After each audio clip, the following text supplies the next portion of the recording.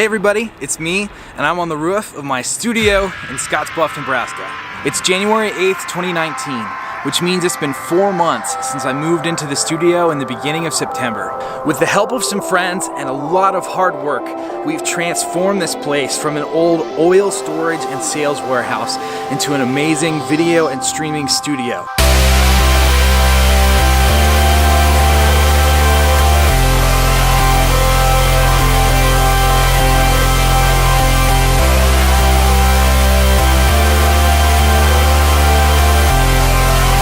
I'm very proud of what we've done here so far, and I can't wait to see all the things that we have yet to do. But for now, why don't I take you down into the studio so I can show you exactly what we've done since September.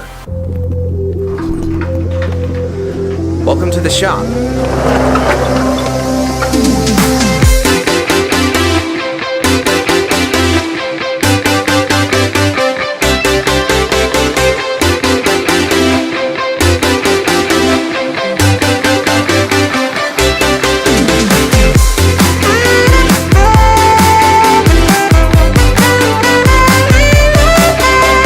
We're starting our tour in the shop because it's the room that has probably had the least done to it since our first phase of building the studio out. That's not to say that it hasn't come a long way or that it didn't take a massive amount of work to get it to this point. When I first moved in, the shop was dark, dingy, the walls weren't painted, and everything reeked of automotive oil, which in some places was so saturated into the floor that you could rub your fingers on the floorboards and still get oil off on them.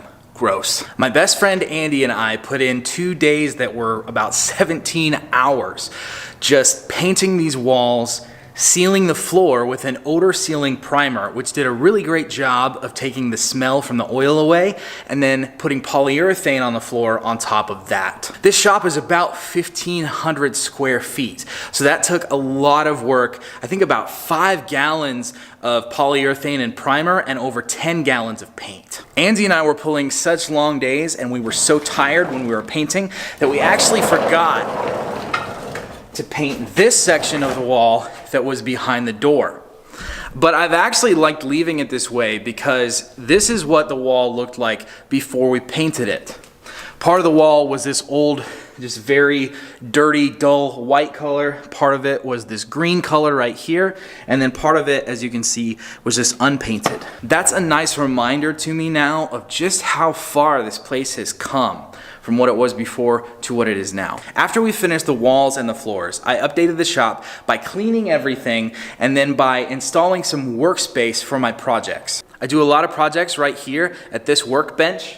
It's got a lot of counter space and it's very well lit, which makes it a great place to plan things and work on projects. Obviously, there's a lot of space out here in the shop that isn't being used yet. There's a lot of potential and I don't know exactly what for yet. If I am in here long term, then I would love to be able to build out more of the shop space to heat it in the winter and just to do some really cool stuff in here.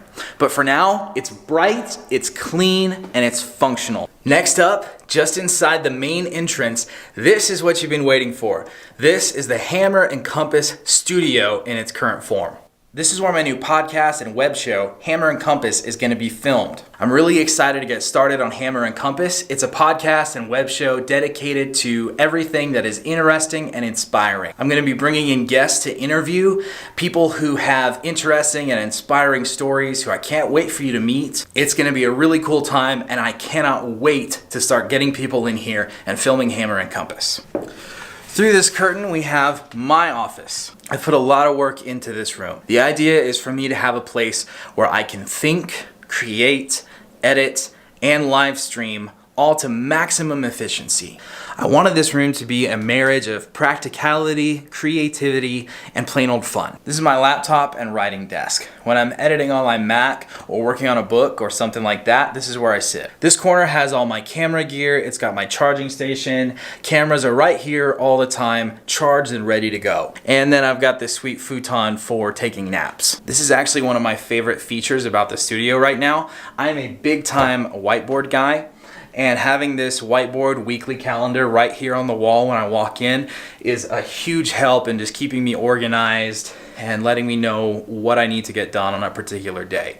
This is really handy and I love it. This is my desktop computer setup that I use for editing and mainly for live streaming. I've got a pretty complicated setup here, as you can kind of see by a lot of the wires. But another goal that I had with the studio is I did not want a mess of wires around everywhere. So you can actually see, like if you look under the desk, there's no wires, there's no clutter of cables. They are all, even though there's probably like 40 or 50 cables under there for all the different stuff that I have, but as you can see, they're all organized.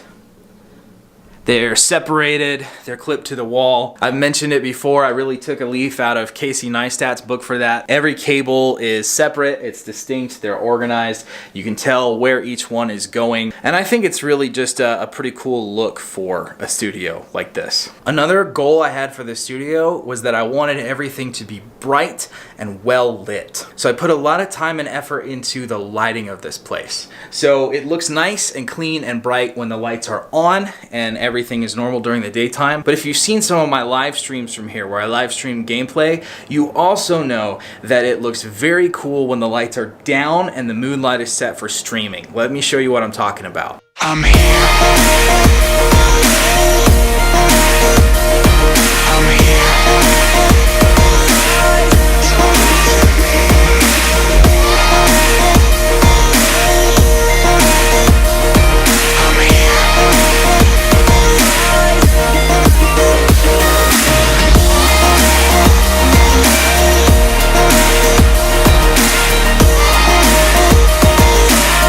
Some people might not know this, even some of you who watch my streams. I don't play games on PC. I actually play all the games that I stream on Xbox. And I do that for a few reasons. Number one is just because I've never really been a PC player, always been an Xbox gamer. So the Xbox controller just feels very natural to me.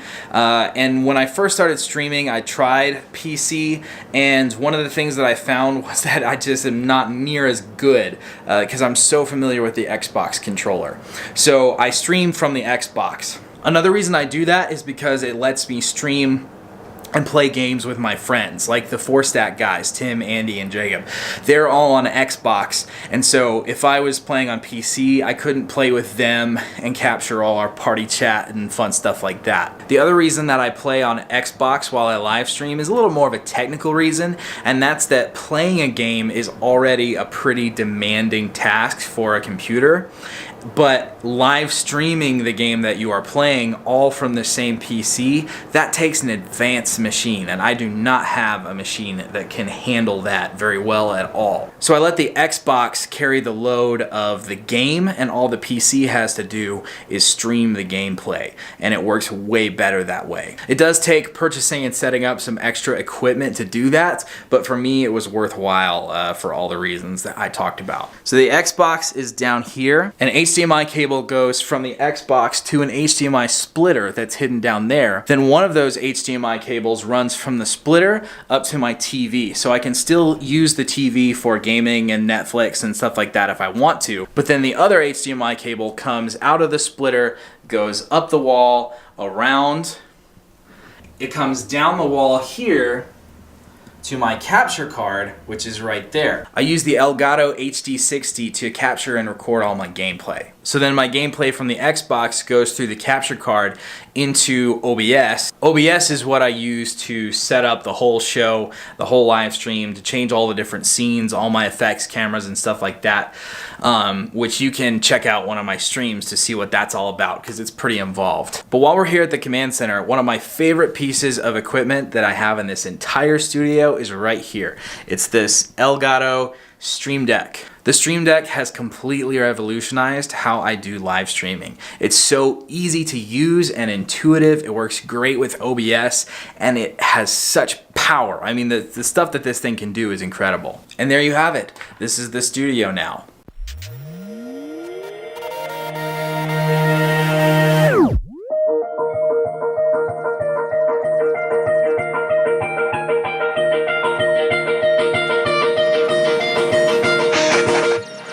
Talk to me honestly.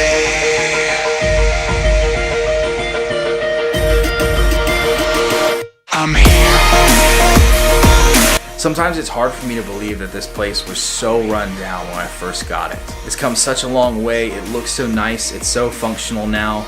It really is an amazing space for me to work and create in. And not only that, it's a testament to me of what you can do with hard work and people backing your play. This place didn't magically go from a shabby oil storage and sales place to the Studio 202 that it is now. It happened through belief in a dream, the help of people who came alongside me, who believed in me and helped me, and through hard work and dedication to seeing this thing through. I'm incredibly proud of how far this place has come, of everything that I've been able to accomplish here so far, and I can't wait to see what the future holds for Studio 202, and I hope you're excited too. Thank you so much for coming along on this journey so far, for supporting me in this endeavor. Remember, if you are excited about the studio and you're excited about the stuff that I am doing here, the live streaming, the vlog, and Hammer and Compass, you can always head over to my Patreon, patreon.com/studio202, and pick one of the monthly support tiers. The lowest tier is $2 a month. And even that is a huge deal to me. That you would back what I'm doing here at the studio in any amount is huge to me. So again, thank you all for watching and for following along on my journey here. As far as we've come, I think we're just getting started.